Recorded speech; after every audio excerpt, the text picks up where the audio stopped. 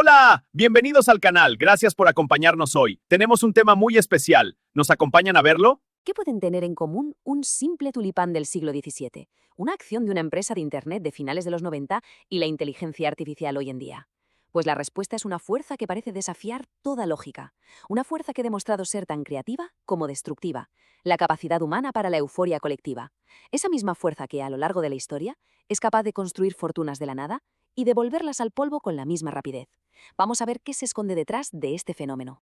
100.000 florines. A ver, para que nos hagamos una idea, a principios del siglo XVII, con esa cantidad de dinero, te podías comprar una de las mansiones más espectaculares de Ámsterdam, con su carruaje, sus sirvientes, todo incluido.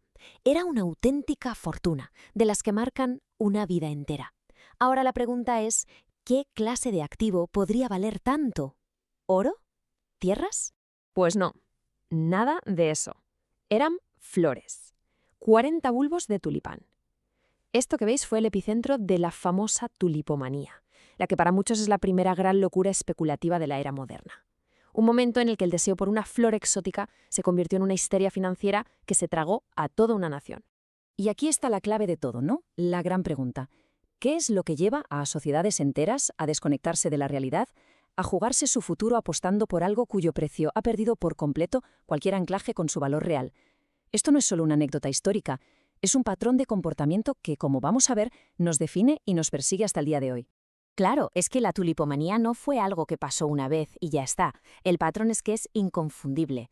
Parece que cada ciertas generaciones surge una nueva historia, una tecnología que lo va a cambiar todo o una oportunidad que parece única en la vida. Y eso captura la imaginación de todo el mundo, promete riquezas fáciles y activa una y otra vez el mismo ciclo de subida meteórica y colapso estrepitoso.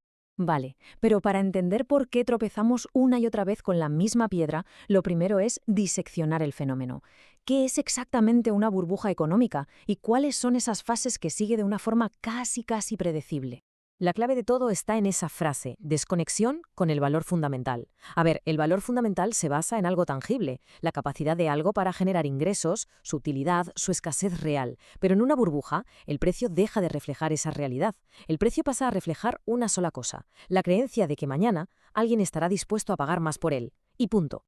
De hecho, hay un economista, Jaime Minsky, que trazó un mapa de este ciclo en 5 etapas muy claras.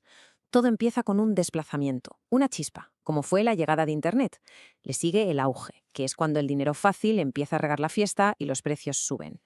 Luego llega la euforia, el punto álgido, donde se repite sin parar ese mantra de «esta vez es diferente». La cuarta etapa es más silenciosa. Los más listos empiezan a irse de la fiesta. Y al final, el pánico. La música se para de golpe y la realidad se impone de la forma más brutal que te puedas imaginar. Pero bueno, este modelo nos cuenta el cómo, la mecánica del asunto, pero no nos explica el porqué, el motor que lo impulsa a todo, la compleja y, seamos sinceros, a menudo irracional naturaleza humana. Para entender de verdad una burbuja, hay que entender la psicología de masas. Es que, pensadlo un momento, el miedo a quedarse fuera de eso que ahora llamamos FOMO es un acelerador potentísimo. La codicia nos susurra al oído que somos más listos que el resto. Y el instinto de rebaño, esa necesidad casi primitiva de seguir a la multitud, simplemente apaga nuestro pensamiento crítico. Las burbujas, en el fondo, no son un fenómeno financiero, son un fenómeno social. Y todo esto nos lleva a una idea que, si lo piensas, es una locura, pero tiene su propia lógica perversa. La teoría del más tonto. Da igual que algo esté carísimo, que su precio sea un disparate, siempre y cuando creas que vas a encontrar a alguien, un tonto mayor, dispuesto a comprártelo aún más caro. Es como el juego de las sillas, pero con dinero. Y el único objetivo es no ser el que se queda de pie cuando la música, que sabes que va a parar, para. Y ojo, que nadie piense que en esto solo cae la gente ingenua, ¿eh? El mismísimo Isaac Newton, una de las mentes más brillantes de la historia, cayó con todo el equipo. Ganó un buen dinero con la burbuja de los mares del sur, vendió, pero luego no pudo soportar ver cómo sus amigos seguían haciéndose ricos. Se dejó llevar por la euforia, volvió a meter todo su dinero en el peor momento posible y perdió una auténtica fortuna. Su frase es un recordatorio brutal de que la inteligencia no te vacuna contra la irracionalidad colectiva. En el fondo, en cada una de estas burbujas siempre hay una lucha entre dos formas totalmente opuestas de ver el mundo. Por un lado tienes al inversor racional, el que se pregunta, oye, ¿este negocio cuánto genera? ¿Cuál es su valor real, intrínseco? Y por otro, tienes al especulador. Y el especulador solo se hace una pregunta, ¿habrá alguien que pague más por esto mañana? Durante una burbuja, la mentalidad del especulador lo arrasa todo. El análisis se rinde al instinto y el valor real se vuelve irrelevante. Lo único que importa es el momentum. Pero claro, la historia y la física nos enseñan lo mismo. Todo lo que sube al final tiene que bajar. Y en el mundo de las finanzas, la caída suele ser muchísimo más rápida y desde luego más dolorosa que la subida. Mirad, por ejemplo, el caso de la South Sea Company, allá por 1720. Se vendió la historia de unas riquezas fabulosas en Sudamérica y la acción se disparó. Pasó de 128 libras en enero a casi 900 en junio. La euforia era total. La sensación general era que esto no podía parar de subir. El problema es que esas promesas eran puro humo. La realidad empezó a abrirse paso. Los que habían entrado al principio, los más listos, empezaron a vender sin hacer ruido. Y de repente, esa confianza que sostenía todo el castillo de naipes se esfumó. ¿Y el resultado? Bueno, el resultado es el ejemplo perfecto de lo brutal que es un colapso. En solo unos meses, la acción no es que cayera, es que se desintegró, aniquiló fortunas y llevó a la ruina a miles de personas, desde la élite hasta el ciudadano de a pie. El pánico es el reverso tenebroso de la euforia. Todo el mundo quiere vender a la vez y simplemente no hay nadie al otro lado para comprar.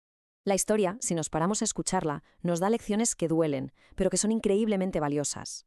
Analizar estos patrones no es un ejercicio académico, es una herramienta de supervivencia. Para las finanzas, sí, pero también para entender cómo funcionamos. Entonces, ¿qué podemos hacer? Pues a ver, la clave parece estar en cultivar un escepticismo sano, sobre todo cuando todo el mundo está eufórico. Hay que preguntarse si esos precios de locura se sostienen con algo real.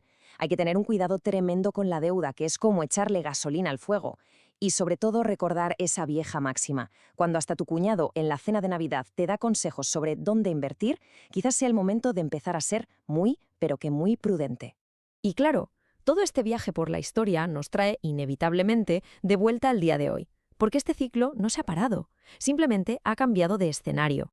Es que si te fijas, las historias que oímos hoy en día se parecen sospechosamente a las del pasado. Se habla de una tecnología que lo va a cambiar todo, que va a crear una nueva economía. Por supuesto, la IA tiene un potencial increíble. La pregunta, desde la perspectiva de lo que estamos hablando, es si las valoraciones que vemos hoy se corresponden de forma realista con ese potencial.